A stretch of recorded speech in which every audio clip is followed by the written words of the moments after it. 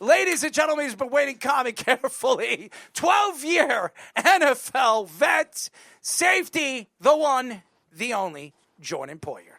Jordan, what's up, buddy? Family, how y'all doing, man? I honestly, I don't know how the hell I got here. Nitham, what's his name? Nith, yeah, him and I we like we anal. accidentally ran into each other, and then all of a sudden now here we are. You guys seem fun and cool. I've never heard of your show, Joba. I watched you growing up a couple of times pitching for the Yankees, and big baseball fan back in the day when I was growing up in high school. But yeah, it's I'm excited to be here and excited to chat. Well, I will say this. He hates being called Joba, so I do that purposely. Well, my fault, brother. My fault, brother. Don't Nah, worry. you know what? I've been called worse, fam. So I'm good. I'm good.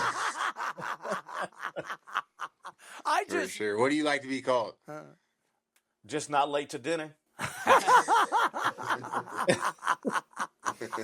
It's fair. I like that one.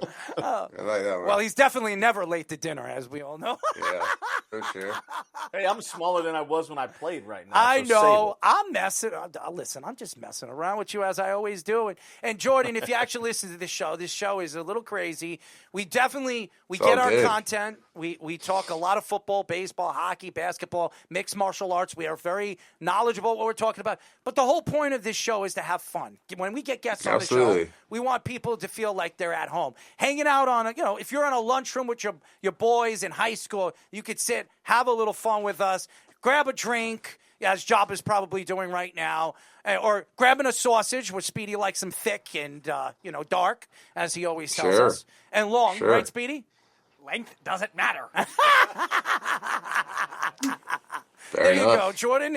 Length doesn't matter. Fair enough. Anyways, Jordan, there's a lot of football to get into, and it's crazy because the football season is right around the corner. OTAs are right around the corner, and before we get into your thoughts of what happened last year, where do you see yourself this year as an NFL player? Do you see a team out there that you want to play for, and why? Yeah, the Bills, and not necessarily like, I've gone back and forth with this. I spent 12 years playing the game I love at a very high level. At this point in my career, it's really nothing left that I need to prove. I'm enjoying this time, this off time. It's the first time really in my whole life that I've been able to kind of sit back and not have to be ready to go into training camp next week. Right now I got messed up fingers, dude. I got shoulders. I got, just a lot of things on my body that would prohibit me from playing, 17 games in a season because the season's long. And, the idea of going back to Buffalo and retiring a Bill would be spectacular. Whatever that looks like, I'm not sure. If there was an opportunity for me to come, they needed a body to come in and even, I call it get on the Micah Hyde plan. Micah Hyde came back there last year and, he just helped the young guys get ready to play. He was on the practice squad, and I don't have, there's nothing about me that's, I'm going to go there and, feel like I got to go take someone's spot. I really just, I've had, there's been some conversations, nothing's in stone, but it's, obviously something that it could be a possibility, but I'm at the point in my career, dude, like, last year it was super tough on me. It was tough on our team, but just me in particular, just being in Buffalo for so many years and being in that culture, and then going to Miami and, it was great dudes on the team. It was, I have created relationships on that team that I'll have for a lifetime. It was just different, and it was, the team was different, the culture was different, the staff was different, the way they interact with you, and, you can point fingers all sorts of here and there's, and, I, like I said, I know a lot of homeboys on that team still that I do wish, nothing but the best for, but, it took a lot out of me, took a lot out of me mentally, physically, and I'm at the point in my career again, like I was an all-pro, in 21, I was a Pro Bowler in 22. Shoot, I had 24 picks in my career. Like, I was a 7th-round pick, from Astoria, Oregon, a small town in the mouth of the Columbia River in Oregon that really nobody even knows where it's at. So, to say, I probably shouldn't. If you would have thought 12 years ago I'd play 12 years in the league, people probably would have laughed. And so, I'm blessed to be where my feet are. I can't complain at all about, I put my blood, sweat, and tears into this game. But to be able to give back to the game in some sort of manner, to also be able to kind of close that chapter on my football career, as a Buffalo Bill. And again, that's not necessarily, it's just helping guys, get ready to play. Giving them my knowledge. I've learned a lot about the game of football over the years, and just being able to give back in that way would be, ideal. Fantasy world, yeah, absolutely. But right now, I'm right where my feet are. I'm kind of, in a way excited that I don't gotta get ready to go hit somebody next week. And I get to just kind of. You want to hit somebody? I got Speedy. I'll hold him down. You can beat the hell out of him. Nah, bro. We'll hang him up as a pinata. Jordan, we'll hang him up as a pinata. You could probably just hit me without somebody holding me down. That's not hard. I love Lisa Ann. I'm smaller than Nicholas. Bro. Well, somebody's got to do it. You, I've been saying this over and over and over again. When you look at the quarterback position, Josh Allen won the MVP last year. A lot of people were questioning it because of what Joe Burrow did last year. Joe Burrow had put up numbers that we haven't seen a quarterback do ever. And then you have guys like Lamar Jackson that's putting up the numbers every single year. Hey, remember, you got to ask him the question. I will. Why is it that everybody last year thought that Josh Allen was the best quarterback in the league? And why do you think he should have or shouldn't have won the MVP? I'm always riding with Josh. There was a clip of me after I had signed with the Dolphins. I went out to Buffalo, and there was a big Micah Hyde had a softball tournament out there, and he gave me the mic to just kind of say my goodbyes. It was a cool way to say my goodbye to Buffalo, and I had mentioned even then, like, look, you guys got the best quarterback in the game. Like, I truly believe that. Not even just. Yeah, okay, maybe a little bit of bias, but like I've seen Josh when he came in as a rookie and seen, how much he's put into the game, how much he's put into himself and even just not even just bettering himself on the field but off the field too. Like, he's so much more mature. He's really come into his own, and he's a competitor, dude. Like, I've golfed with him. And he just doesn't like to lose. Like, this play right here, like, like people might be surprised, but like if Josh, like, that's just him, dude. And like, I don't see any other player, any other quarter. Yeah, Lamar Jackson might, okay, right, but like that Josh is also slinging that thing down the field, standing tall in the pocket, escaping big guys. Like, he does it all. I was watching Mike Vick highlights the other days, and he talked about like the quarterback era changing, right? Like the quarterback used to be under center, drop back. You guys remember used to watching football back in early 2000s and, late 1999. And, now like you kind of look at Mike Vick and the way that he really almost changed the game, right? You want a quarterback that can move around in the pocket, that can escape and extend the play. That's really where most big plays are made, where a quarterback is able to break off a tackle and extend. I mean, this was my first NFL game ever right here. That was the first play of the game too, which is crazy. I was a Philadelphia Eagle. I started at nickel that game. That was the first play of the game. That's crazy. But like to be able to throw the long ball, man, and to be able to like make people miss and in the middle of the field and just play backyard football the way he does, like I might be a little biased, but I just don't see anybody else doing what he does, and I do feel like he definitely deserved that.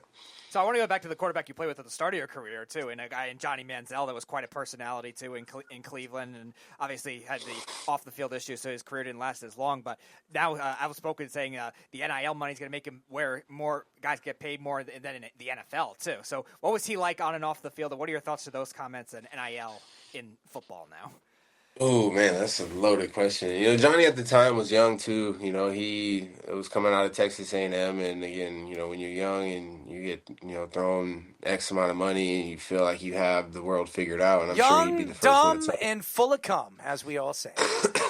Right. And seeing his evolution now, seeing where he's at now, and the state of mind that he's in now, state of awareness, and I have conversations with him every once in a while, every blue moon. But just knowing that he's in a better place he is now than he was in Cleveland, because Cleveland was wild, dude. We were sorry, and we were just a bunch of dudes that just went out and partied all the time. Like, we just went out all the time. Barley House. We went to Rumor. We went to the casino. Hey, Barley House. I played for the Indians. Barley House went. Barley House went, son. Went Hey, crazy. and then when it closed, I'm not trying to dime anybody out, but when you go in the back room when it gets closed, fam. Oh, for sure. They gonna let you stay a while. 100. What are you doing in the back room, Joba? What are you doing in the back room? It's literally a back bar where it's just like all of private. us, It's more players private. in private, where we're just like all of us are just chopping it up. Like, I'm sure you're chopping it up. You're gonna have Browns guys. You're gonna have baddies in back there. You're gonna have it. It was crazy times. It crazy times. It was for fun. sure. Barley House was and Joe did a good job of making sure to take care of us. I gotta go to I gotta go to the Barley House. Yeah, check it out. Check it out, dude. It is definitely. I might get myself into trouble. No, it's good fun. It was never anything crazy. Yeah, Cleveland is a slept on city though. Like, it's sneaky good. Yeah, I live down in the flats when I stay down there. I live right above Punch Bowl. So I lived in Westlake. Okay, yeah. Yeah. Cleveland was a good time, but again, we were so bad. I think we won like 3 games or 4 games in 3 years. And Johnny was drafted, and it was like Cleveland was this massive explosion. Johnny's gonna come over and save us. Johnny didn't watch an ounce of film. Like, he didn't watch no film, and he just went out there and expected to just slang that thing around. And he did every once in a while. And I mean, it's just it's crazy full circle to kind of see how everything has played out, right? Like AG, Aaron Glenn, he was one of my DB coaches in Cleveland, and he's somebody who I well respected, dude. And I heard you guys talking about him earlier. I'm super excited for him to have the opportunity with the Jets, because he's somebody who I've just held the highest regard for since I've came into the league. I was a rookie, maybe my second year, and he was more on kind of the on his younger side of his coaching career. To see him go and be in Detroit, I think he was in another team too. He might have been the Saints. Maybe. The Saints. Yep. Yeah, might have been the Saints. And cornerback coach. Yeah, and then like, he played. Like, that's what I don't understand. Like, sometimes I don't understand how I'm not one to judge, but like, you gotta put coaches in front of us that has played the game, right? Like, we can relate to. He's somebody. He's going to motivate that team. The Jets are going to be a force because of him. Not just because of him. Obviously, they got talented players, but like, him coming in there, and it's going to be exciting to see them play. Yeah, Jordan, I wanted to ask you something too, and I've always thought this. We kind of touched on NIL and how that that's changing things too. And the one thing that like I wanted to ask you about with your career and everything, and I got a son that's a sophomore in college and playing baseball, but you played baseball, basketball, and football, and you were a late pick, obviously in the 7th round. Like, have you seen or like been in a way where like, how did those other sports make you better in like your profession?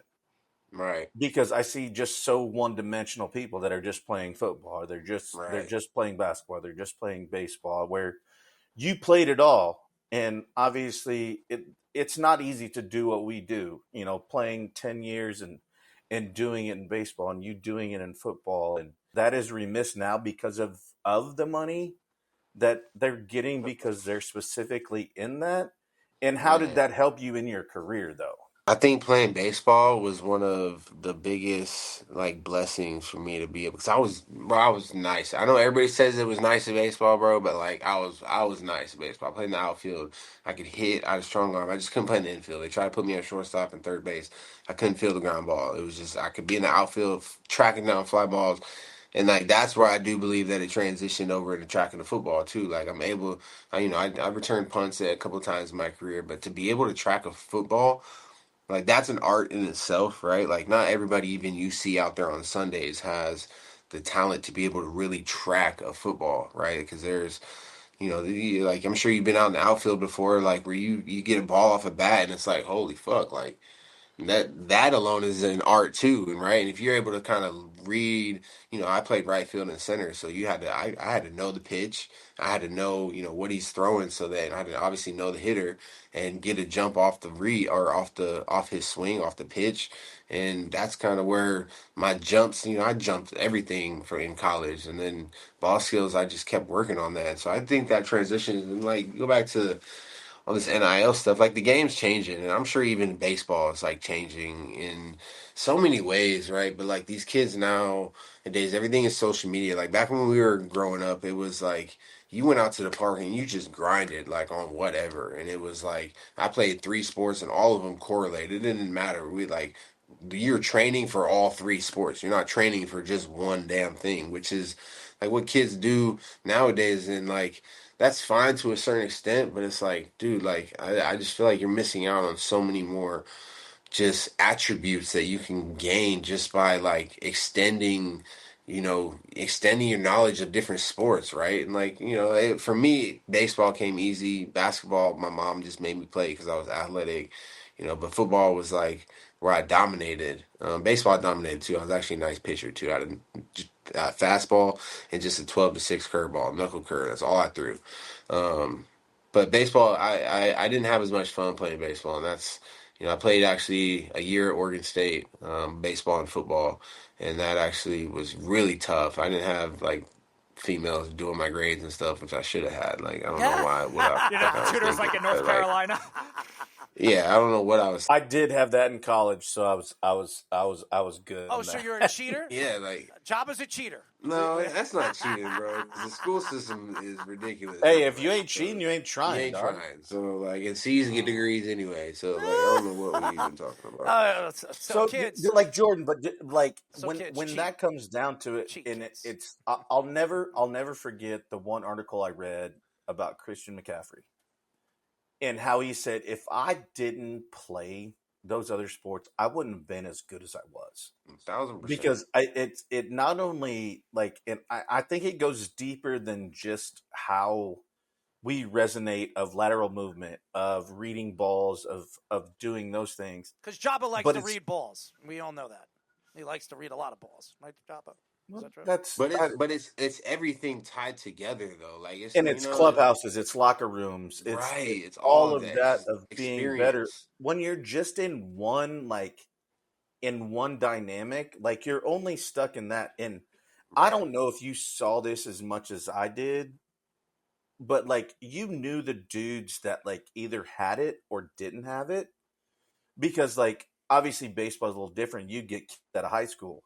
Well, they didn't have to be in an astronomy class to follow their degree, where they didn't care about baseball, they didn't care about football, they didn't care about basketball, where you had to work with them. So you had to like get out of your comfort zone, where you see these high school kids, that's all they know. They were living with mom and dad, and now they're going to do this, and they just got a 7-figure contract as a signing bonus. Right. So did you ever notice like how people were different in that way? Yeah, I mean, I got that, and that's what I'm saying. Like the game is even changing now, right? Like because one of my buddies, he's a coach. I'm not gonna say where. I played with him in Buffalo. Now he coaches in the collegiate level at a Division I collegiate level, and he's going in. I saw him 2 weeks ago. I'm like, hey brother, how is it? He's like, bro, like I can't coach these kids. Like they're making more money than me. Like, what do you say to a 18, 19-year-old kid that feels like he knows everything about everything because he's making a couple $100,000? Like in his mind, I'm rich, brother. Like I don't need you. Like I just go out here and play cover 4. And so now these kids are coming into the league. It's like, okay, if I go to a school and I don't like it, I can just transfer. Well, the coach, you're never gonna be able to coach a kid like the details of the game. Like there's so many details in the game of football that's missing from a lot of young kids coming into the game. Like it's like coaches are just telling them, hey, go out there and play cover 2. Okay. What does that mean? Like, where are my landmarks? What am I looking at? Where are my eyes supposed to be? What's my feet supposed to be? But no, the kid can run, jump, sprint, and he can do all that fast stuff. To go out there and just play cover 2, you got half the field.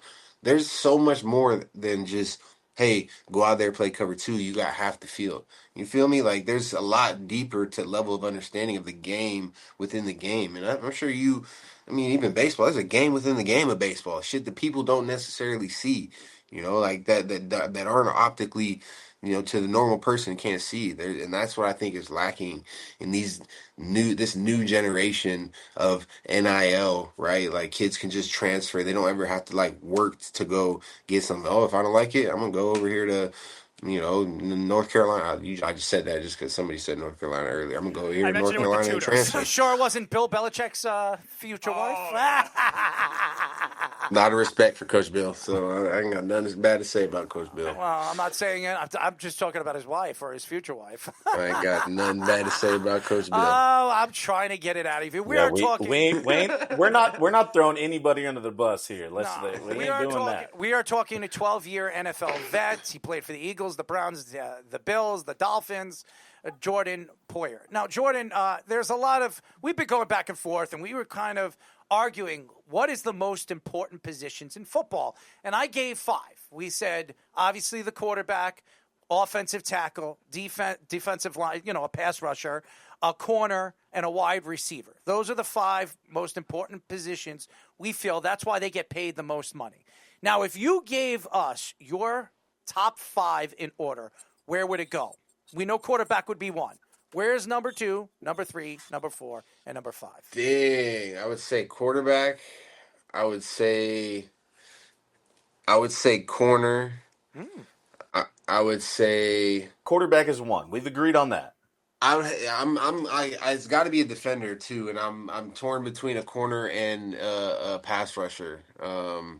I think it would be a pass rusher. Somebody who can get at number to the quarterback. 2? You're saying 2? At number 2. Really? Yeah. Interesting. Yeah, I'd say pass rusher.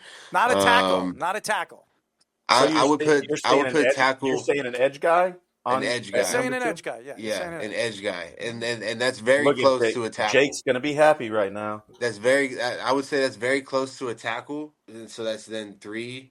And you said there was obviously wide receiver. Corner, wide receiver. Fuck, dude, because I would say corner. I would say corner because, like, okay. And this ain't got, like, Josh has good receivers. Like, he doesn't have nobody that's like you would consider like the top 2 in the league right now. Right? I love when we can do this, Jordan. And when we talked about this, we can get a 12-year vet that is questioning himself on what is the most important. And he's been at the pinnacle of what he's played. Like, this is because there's a lot to go. There's a lot that goes into it, right? You say the top 5. I mean, that's fucking. Well, you're cutting the NFL. You're cutting me 6 players short. They're all fucking. You got all. But you got Jordan, all guys got. But Jordan, these are the reason why we're saying that is because these are the guys that are getting paid the most money. So when 100%. You're looking at it, the tackle, what the tackle does is protect the quarterback. If the quarterback doesn't have a good tackle, he can't get the ball off, and then you need a pass rusher to get at the quarterback. You need a dominant force there. And then you need a corner to stop anybody's number 1 wide receiver because he can ruin a game. So we've seen this before, but it makes it so interesting in my eyes because I didn't play NFL football, but I've been around a lot of NFL players. I've been on many different football fields with a lot of great players, and I've asked them the same question. A lot of them tell me quarterback 1, tackle 2, pass rusher 3, corner 4, and then wide receiver 5. And then I've heard 1 quarterback, 2 offensive tackle, 3 corner, then pass rusher, then wide receiver. So a lot of them got kind of twist. But the reason why me and Jake were going back, we have an intern who he believes that the pass rusher is the second most important position. But here's the thing. It's arguable. Mm-hmm. But here's the reason why I would go against that. Because if you don't have an offensive tackle, and we've seen it before, as we've seen Joe Burrow, look at what Joe Burrow has to deal with every single time he hikes that ball. He's got to deal with somebody trying to kill him and take his head off. How he gets the ball off is pretty incredible. But if you just had one good offensive tackle, and the rest of the rest of the O line is stinks. So then there's no point. If you had one dominant pass rusher who can go wreck a game. That's how I see it. Like, okay, you got the best offensive tackle in the left tackle in the game, but your other boys right here, they are not very good. I'm just gonna run games over here all day, and like I'll put my second or third string pass rusher out there against your best guy all day. Hey, go out there and go win against the best offensive tackle in the game. You get a sack against him, you gonna get paid. But okay, now you have the best pass rusher in the game. Even if it's the best pass rusher versus the best offensive tackle, I'll take my pass rusher all day, every day against the best tackle in the game. That's just how I see it. Here's how I'm gonna argue with you. Okay, you're gonna double team them, but now I'm gonna open it up right up the middle. 49ers. That's the cat and mouse game that you gotta play. We got the 49ers, right? The 49ers for years have had Trent Williams, right? He's been the best tackle in the NFL. The rest of that offensive line is doggy doo-doo. I'm sorry, it is as doo-doo as Nathan's blue blazer, okay? That's just as bad as his outfit that he wears, and we'll post that up so you can check it out, okay? It's as bad as that, all right? Honest to God, how many times have you seen a pass rusher get to any of the quarterbacks when Trent Williams is out there? It's very rare. And that gives and a lot of people are biased here. Their quarterback. A lot of people think their quarterback is overrated. Just got a lot of money. What are most people saying? Arguing against that? Sorry? That point right there. Which one? What are most people when you bring up that point about Trent Williams and the San Francisco 49ers and nobody getting to Brock Purdy? What are most people saying to counter that? Or is that just the first? Is that the first time you brought that up? Oh, I've brought it up to many different people. Right. So what are there? Is anybody countering that, or people? Because the only thing I would say is like that entire offense is built around the run and play action. Oh, 100%, yeah. Right. And so if you're able to run the football, which is what they want to do, which is why people are going to argue about Brock Purdy and his ability to actually come back from a game. Like if you're down 14 games, is Brock Purdy somebody that 14 points in the last 5 minutes of the game? Is Brock Purdy somebody that you want to be able to lead your team down the field in the last, to come back from 14 points? That's not their style of football. Their style of football is to keeping the game close. They're going to pound. They're going to they got George Kittle, and they're going to pound.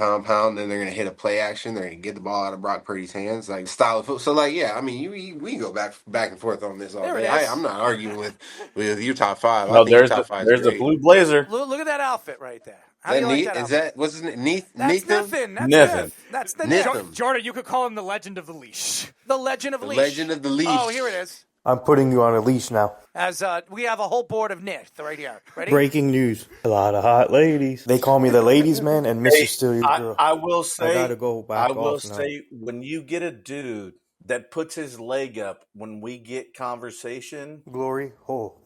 that becomes real. Because he was sitting back just enjoying conversation, and then when he got valued, invested in the conversation, leg went up, arm went over, and Jordan was going in. Two in the pink and one in the stink. When you get that, fan, trust me, I grew up in the hood. My dad was in the prison for 27 Joba years. liked my shrimp cocktail. And when you went there, I was like, all right, this is gold. This is it.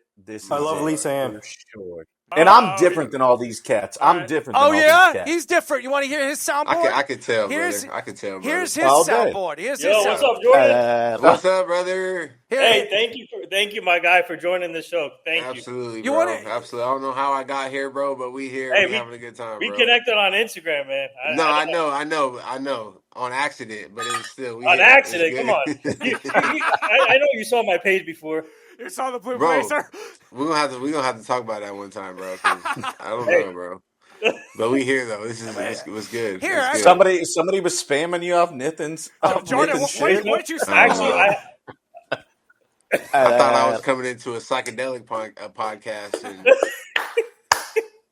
Well, I would never do that to me. It's good.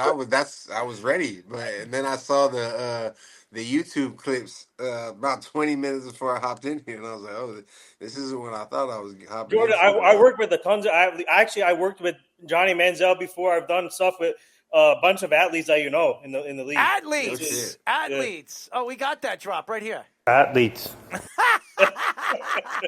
Jordan, what did you accidentally stumble onto Nathan's Instagram? What was it? The blue No, blazer? I know. Was it the I know. chicken You know what curry? it is? I think we shared one of his videos. I think you were at a speaking engagement. I think we shared that video. Remember? Pulled it out of my ass. Oh, you shared it, and then that's what it was. Yeah, and then you said thank you for sharing or something. Okay. And this makes my pecker hard. Yeah. It's all good. Well, I appreciate you, brother. I appreciate no problem. you. Well, I got you, man. No problem. Well, I before we let you go, we do have a soundboard, and we like to have fun with it. So this is Joba's soundboard. Sure. You ready to hear this? This is a really good one. Here we go. Here it is. The rah-rah shish kumbah. He tastes himself. I had to take a shit. I got the bubble guts. What about skid mark?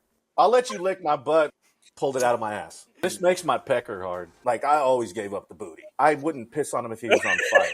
I gave up the booty. As long as she's using dude wipes and taking care of my two-hole, I'm good. Man, you know what? I'm just a dude that, you know. You're just trying to hang out, brother. That's it. That's me. Like, breaking news. My father raised me the right way. My father raised me the right way. I was like, I ain't no better than nobody else. I love this shit. I love everything about it. And at the end of the day, I'm like, I get to talk sports with some of the greatest players, and like that is the coolest thing for me. And like getting to meet these guys and how this happened was crazy. But like now having you guys on and like having a different perspective of seeing it now, and my son is literally a sophomore in college, and I'm not 40 yet. I'm almost there. My pinky is bigger than yours. Able to play it, but like when I see certain things and like I know dudes, and we know them. And when you get comfortable and you start doing shit like this, you're like, all right, we in here. Yes, sir. I grew up different. When we get in there, I like anal. The most fun part about all we do. Jordan, you have been so great, man. I've watched your career, and I appreciate you saying you've watched mine as well. But man, you know what? It's always one of those fun things to you, and you said this as well. It's like I'm not worried about a week out having to go tackle somebody, and now it's like I got to go watch my son's game. Like I don't have to do that anymore. Well, because we've done what we've done. You know what I'm saying? Well, right. I didn't be proud of that. I did what I did, especially laying one. I let one go. Hopefully nobody smells it, but nevertheless, we really appreciate all the time that you gave us, Jordan. You stayed on a little bit longer than I think you wanted, but we're happy to keep you on. Listen, Nathan was like, remember, 20-minute mark, 20-minute mark. No, it's good. Hit that 20-minute mark, It was right Mr. on time. Mark. But we love you, man. Right on time. I had a lot of fun. I really did. I had a lot of fun, and let's do it again sometime. Maybe mid-season we check back in with each other, see how those top five are coming again. Yeah. We might have to now that we're aware, maybe let's reevaluate, see how the season goes, see how the game changes, and we'll check back in. Including Errol's favorite left tackle, that was your teammate, Deion Dawkins. That's right. Enjoy. He's a great motherfucking dude, man. Yes. Great motherfucking dude. I like a lot of different people, but not like you, Speedy. You like that sausage, as we all know. The dark, thick, salty sausage, right? Yes. See that? Jordan, he likes it. He finally didn't bring up size, and you could actually get a good answer. I'm not judging. Jordan, we love you, man. Keep up the good work. Hold on. Hey, before you go, how long do you think you're going to decide if you're going to make a decision or not? That's a good question. Just, I have had multiple conversations with the team, and the idea of me going to training camp just doesn't seem like I need to be banging my knees like that. And so, I'm gonna stay in shape. I might need to put a little bit more armor on just in case. The idea of going out there and if I'm on the practice squad, or if I'm just helping around, I'm not sure what I'm gonna make that idea. I am going to Brazil July 31st, I'm taking a retreat out there with my mom. I'm gonna kind of sit with some of these thoughts and emotions a little bit to kind of see where I'm at, and then make a decision after that. And so right now, again, I'm just where my feet is, and I'm hanging out with my That's daughter and dope. my wife. So That's dope. not How really old's your rushing daughter? much. She's 8. 8. Shit, Yeah. my son's 19. Yeah. Well, He's causing me probably gray not too. hairs every day. Yeah, I'm pretty sure I'm probably not too far behind you, brother. Yeah, well, guess what? He's causing him gray hairs, and Joba's causing me gray hairs. So it kind of works in in every motion as We're the all motion connected. reads together. As I want to just grab him like this, Jordan. Grab him like this. Anyways, Jordan, we love you, man. Keep up the good work, appreciate dude. you guys. Absolutely. Yeah, absolutely. We'll talk soon. Absolutely. Thank Peace. you so much. Appreciate you, bro. Yeah, peace. Love. Jordan Poyer. Fantastic. Great interview. That was dope.